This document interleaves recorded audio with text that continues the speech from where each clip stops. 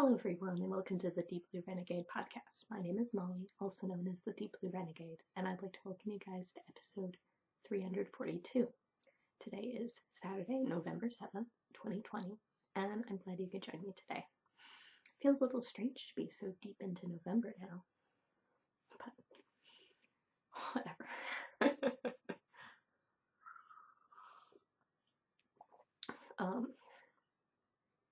We'll make it all work out. I'm hoping today that I have an opportunity to go up the hill and take some get my Dear Sweet Lovable one to take some finished object photos of me in the sweater with the pretty backdrop that's available up there. Considering it's not too far away, I think it'll be a pretty decent plan. And I have my second cup of coffee. I woke up to some very happy news, so life's not too shabby today. So it would be. I definitely slept like the dead because last week was just like, oh boy. What would it be? It was what would it be? Stressful in the waiting to find out the results of the election. So on top of work stress, which I probably shouldn't have, shouldn't have allowed that to happen that week. It's only after the fact that I'm like, maybe that wasn't the best idea. But the coffee is hot and delicious, and I'm like trying out something, or would it be? I might need to do a little bit more research, but I think that there is the opportunity to elevate my coffee game, and so I think I'm gonna end up trying that. This is one of those fun things I've learned by hanging out with the cool people in the Friday night group. So 8 days remain until the end of the falling leaves sock cal. I was hoping to quintuple dip with these socks, but double dipping is probably going to have to be good enough because I did not meet the Socktober, the Sock Nerds Pussycat, nor the, would it be, Knit Girls Halloween craft all the things. I don't know. Perhaps this is the case where it's Laura's craft all the things, but so this is the second sock. I am on to the heel flap. I don't think the heel flap is quite long enough yet, but things get done when you work on them. So I probably did, I don't know, I think I was at the cuff, and then I managed to get halfway, and then I managed to get halfway in a decent portion of the heel flap with some concentrated knitting time, which is good. So this is the Now and Next sock by Hey Brownberry. Maybe if I bring it closer, we'll get not too crazy. So a decent shot of the texture. I'm accepting the fact that there will be a color discontinuity when I start working the gusset, but it sounds fun. They're fraternal socks. Whatever. But I think odds are pretty good that I will actually be able to finish this, especially if I get some more concentrated knitting time. So hopefully this will be enough for next week. And then I'm knitting this out of Southern Cross Fiber BFL in the Desert Rose colorway that I spun as an opposing ply, 3-ply. So not too crazy. It'll be interesting to see if it like horrifically biases after it gets washed, but whatever. I'll accept whatever consequences come of it. So this is how much yarn I have left, and I'm going to be using pretty much all of it. So I started with about 54 and some grams. After thinking about it a little bit, I had the presence of mind to weigh the first sock. The first sock is 53.3 grams, so I'm not going to have much more than 3.5 yards at the end of this, I bet. Unless my thickness is a little wonky, in which case I may end up whacking in a contrasting or a bit of contrasting toe. Not too worried about that. So there's that. I had a chance to take care of all of my leftovers from my Mesa sweater wraps, so now they are in this delightful little bundle where you can't see any of the purple. But I swear some purple's there. Like if it looks strangely gray, it's probably purple. I did actually have the most left of the blue, blue, blue, which surprised me. Maybe I could have done one more row of that and been okay. But what's below my finger is purple, I swear. I know, there's one spot in there that looks sort of purple by my thumb too, so I try. I know I'm failing, but I try. So, this week I am working my way through my I accidentally ground Major Dickinson's blend, and that's from Pete's Coffee, and while they are a Berkeley chain,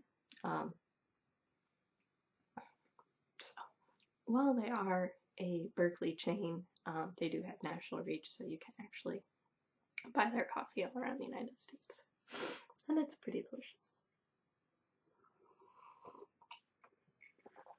I think it stands right now as my favorite dark roast coffee. So, oh my god, definitely got the sneezes going on today. So, I ended up having election day off this year, for which I spent most of it not being particularly productive because I had voted weeks before. But I spent lots of time this week watching Hunter x Hunter, which is an anime from, I don't know, not too long ago. And knitting on this blanket. So I wound the yarn and started, I think, Friday night of last week, so I probably did show you part of this blanket then, but it's actually grown quite a lot. So I ended up going with a striping sequence that results in 2 different yarns being held most of the time, and then the yarn being by itself a smaller portion of the time. So there are a couple of spots here where the color is maybe a little bit more true. But I'm really, really loving that little bit of yellow in there. And intuitively, if I actually break this down from a color theory perspective, what I've done here is I've made a triad with this magenta, a teal, and a yellow in order to sort of create this fairly harmonious and pretty crazy pants little blanket. Oh dear.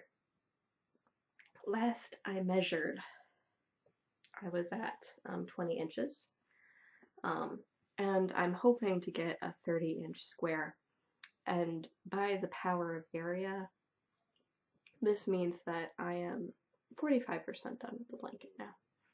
And I also like how it looks on both sides, so there are a decent number of ends to weave in, but I think overall it will be a net benefit, because the last one of these I made, I carried the yarn up the side, and that was a strategic mistake for which I did not want to go back and fix, and so I probably lost a segment because of the fact I was carrying the yarn up the side.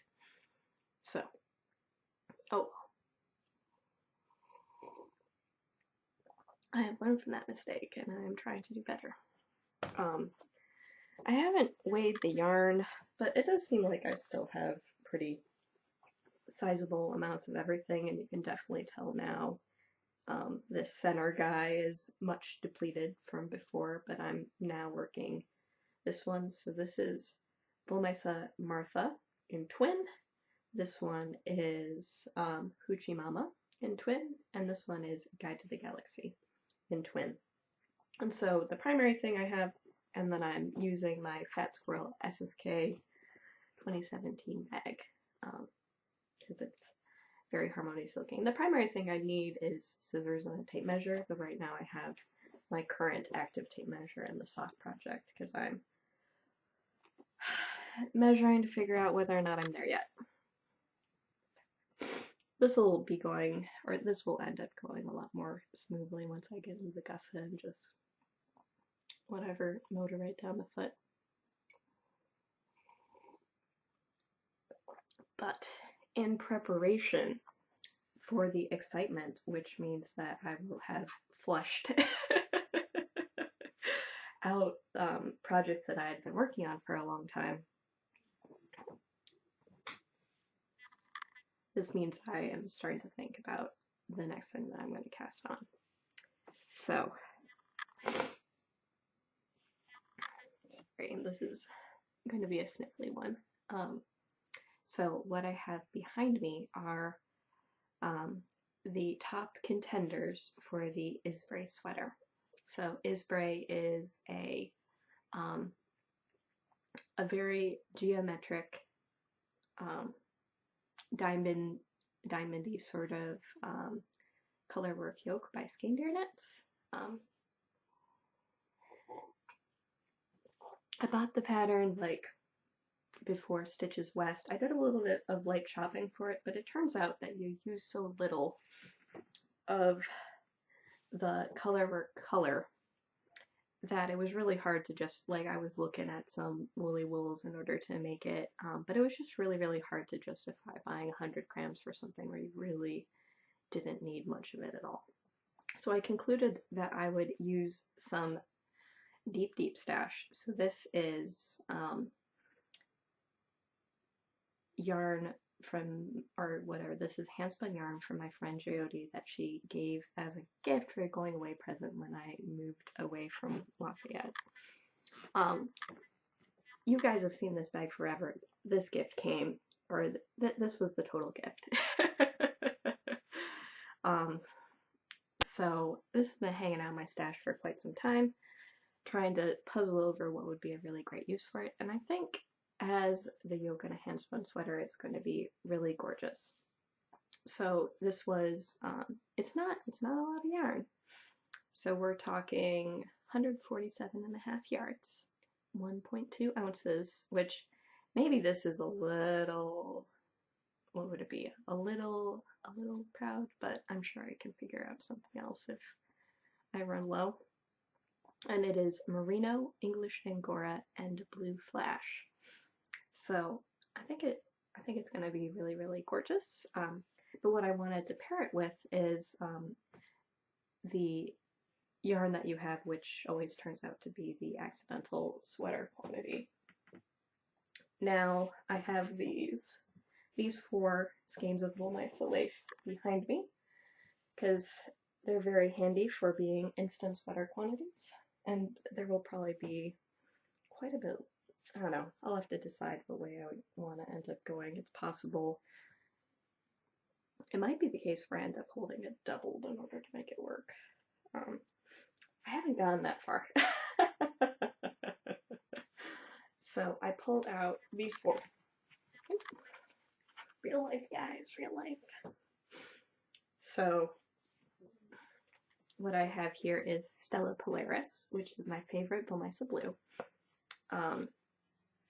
I've got a Verslutskeken, which is a blurple, and that's like her term for one of a kind. I have My Old Blue Jeans, which is a dirty blue, and then finally I have Bussy, and Bussy is a clear true red. I do love a good clear true red. So, and based on all of the discussions I've had between Instagram and my Thursday night knit group and the Friday night spinning group, we actually have a split going on right now. And if you want to look at the pictures, it is a fairly recent post of mine on Instagram. I am the Deepbluerenegade there too.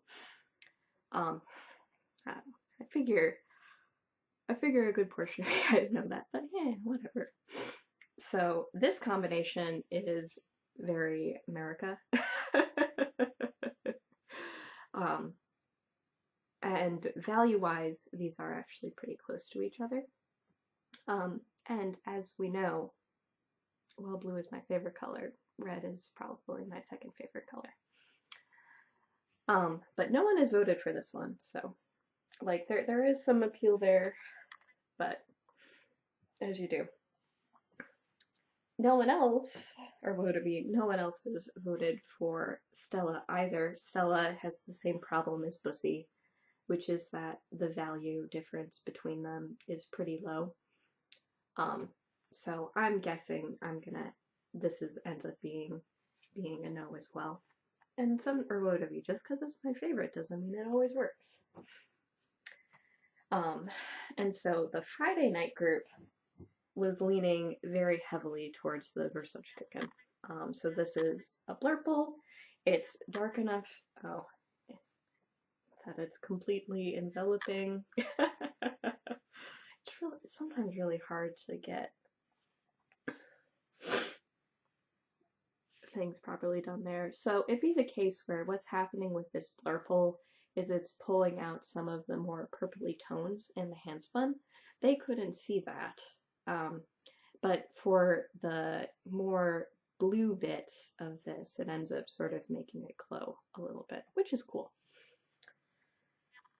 So that was their opinion. There was one other person, I think, in the Blame Dunderknit thread who also was like, blurple!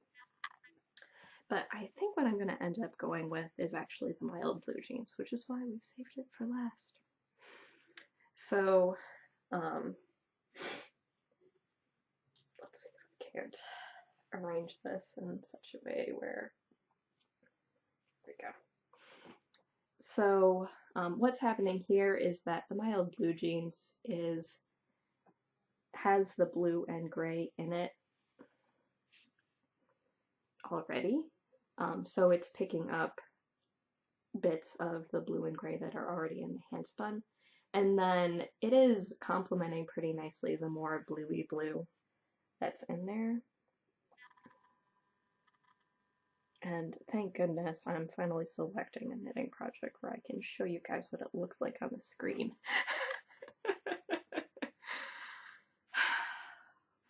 Maybe I just need to step back from that Versace because I'm tired of the digital world's inability to properly capture purple. So I think I'm going to end up winding this. And when I finish knitting the baby blanket, I will probably end up casting on for a Viajante as well. Yeah, no, I told you guys about my cousin remembering last week, right? I'm pretty sure I did. She remembered 5 years later. She deserves it.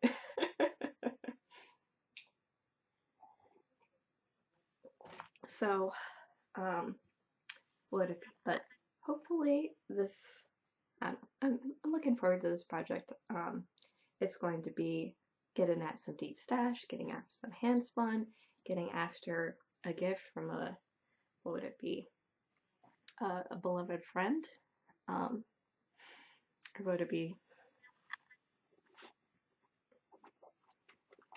have to show this because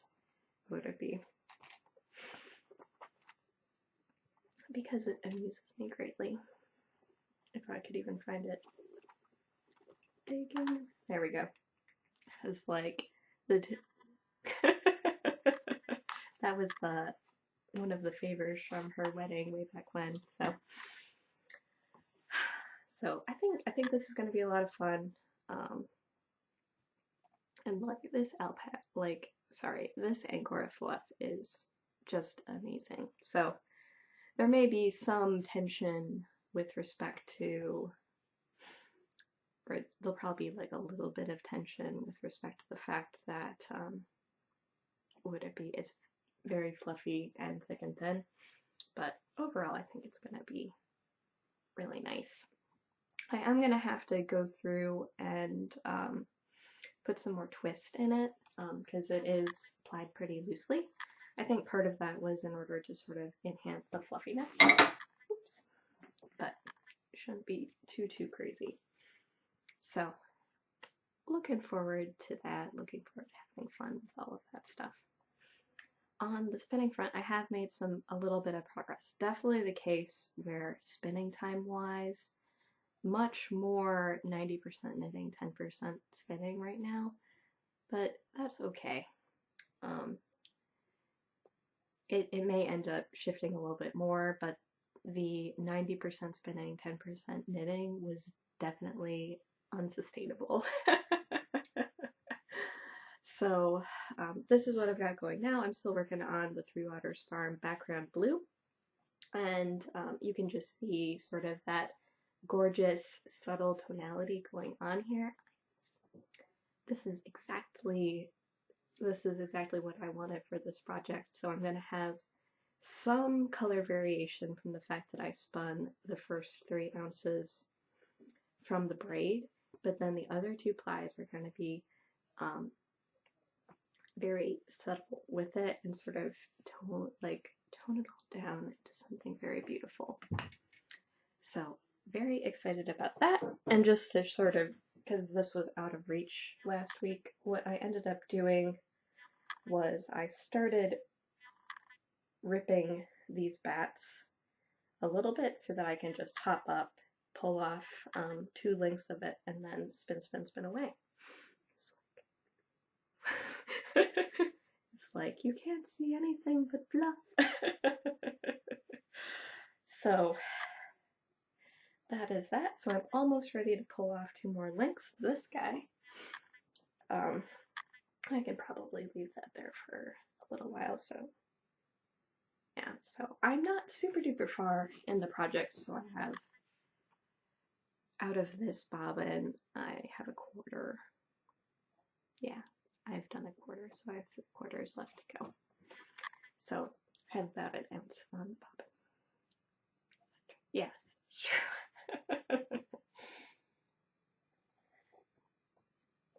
So then once I'm done with that, I'll card the other 2 because I'm really loving how that's turning out. And then continue to go from there. And maybe that'll hit the timing right so that I'll be done knitting this in time to start the Hinterland, which is a knit love wool Jen's diecast pattern. So, and with the secret hope, I don't know whether or not it's a realistic hope or not, but with the secret hope that I will be able to get at least 1 sweater knit for the Skein-Dare Knits garment along. And then casting on this will count as a part of the Blame Dunder Knit along. So, not too crazy there.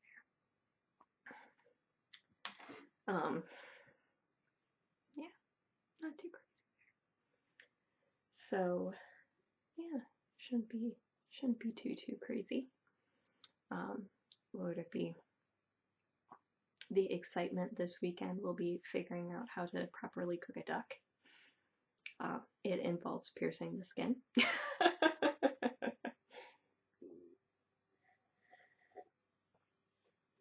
In order to render the deep layer of fat that it ends up having. So I haven't decided if I'm going to go the pure roasting route or do a steaming followed by a tea smoking. The question is whether or not the fan is good enough to keep up with that, considering how easy it is for me to set off the smoke alarm while I am. But I just realized I could have potatoes with duck fat. I've never cooked a duck before, but duck fat potatoes are amazing, so just saying. I might end up going the roasting route and doing something more elaborate later. This is more like a dry run for a potential Thanksgiving duck.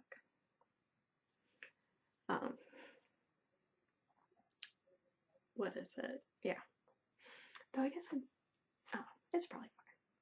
Because the thing that the deer sweet level one is very much so dislikes bones, but ironically really loves the type of things that you can make if you cook down a carcass all the way and then combine it with rice and vegetables and serve it with soy sauce and sesame oil.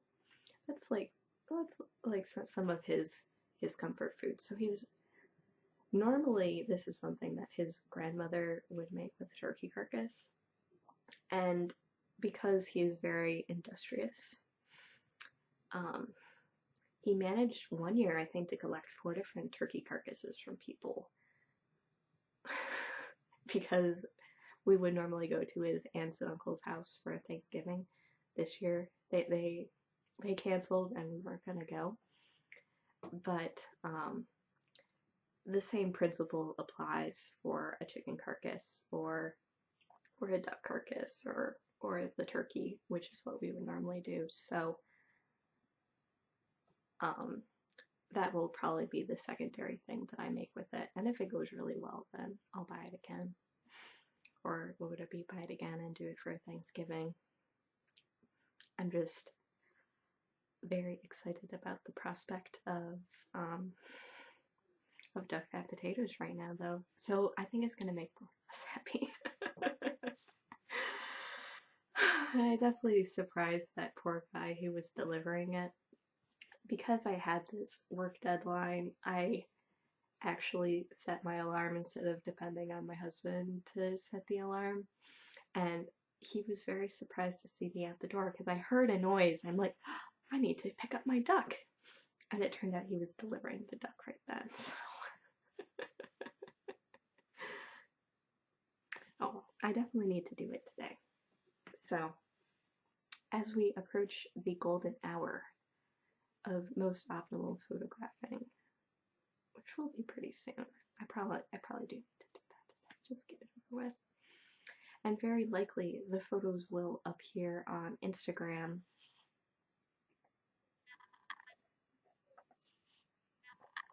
before this video is released, because sometimes I'm a little bit absent-minded about finishing those last couple of steps, but oh well, such is life.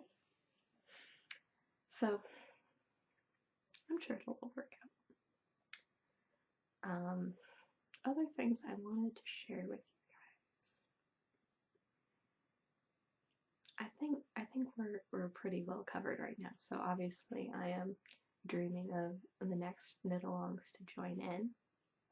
I am definitely feeling much calmer than I did even yesterday. And what would it be? I guess it's going to be it should be an interesting week trying to finish up the socks so I can move on to the next exciting project, as you do. So, with that, I hope you guys have a lovely week, and I look forward to talking to you guys next week. So, take care, guys. Bye-bye.